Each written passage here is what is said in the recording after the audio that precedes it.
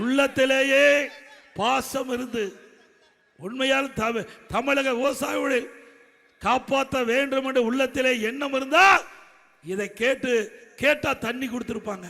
நிச்சயமா கொடுத்துற. இந்தியா கூட்டணியில பிரதான கட்சியா திமுக இருந்தது.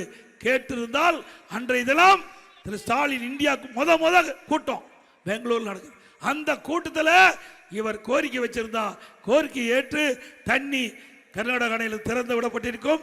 நம்முடைய டெல்டா விவசாயிகள் அதை தண்ணீரை பாய்ச்சி அந்த காய்ச்சல் இருந்து பயிரை காப்பாற்றி நல்ல விளைச்சலை பெற்றிருக்கிறார். இன்னைக்கு என்ன 2 நாளைக்கு முந்தி இந்த நமக்கு மேகதாது அணை கட்டப்படும் என்று அறிவிச்சிருக்கார். யாரு? கர்நாடக நீர்ப்பாசனத்துறை அமைச்சர் சிவகுமார் அவர்கள். நாங்க மேகதாது அணை கட்டப்படும், அதற்கு நிதி ஒதுக்கிட்டார். சட்டமன்றத்திலேயே கர்நாடக சட்டமன்றத்தில் முதற்கட்ட நிதி ஒதுக்கிறார். அவர் செங்கல்பட்டில் வந்து பிரச்சாரம் செய்ய வந்திருக்கார். பாரு யாரு?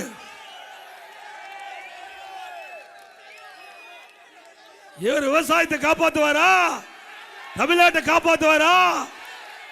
அவர் சொல்றார். நீர்ப்பாசனத்துறை அமைச்சர், கர்நாடக நீர்ப்பாசனத்துறை அமைச்சர் சொல்றார், எப்பாடுபட்டாவது மேகதாதுல அணை கட்டப்படும் அப்படின்னு நீதிமன்றம் வரைக்கும் போயிருக்கார். இவர் அவர்கிட்ட எப்படி உறவு?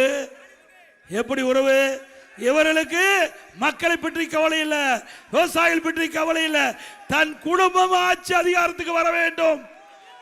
அப்படிப்பட்டவர் மீண்டும் வர வேண்டுமா? நல்லா சத்தமா சொல்லுங்க.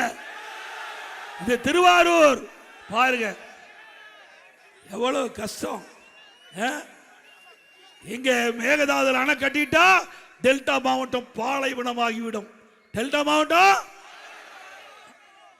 இப்படிப்பட்ட நிலைமையில அவரை கர்நாடகத்தை அழைத்து வந்து இங்க கூட்டம் போட்டு நடத்துற முதலமைச்சர், இன்றைய முதலமைச்சர் இப்படிப்பட்டவர்கள் ஆட்சியில் வர வேண்டுமா என்பதை நீங்கள் தான் சிந்திக்க வேண்டும்.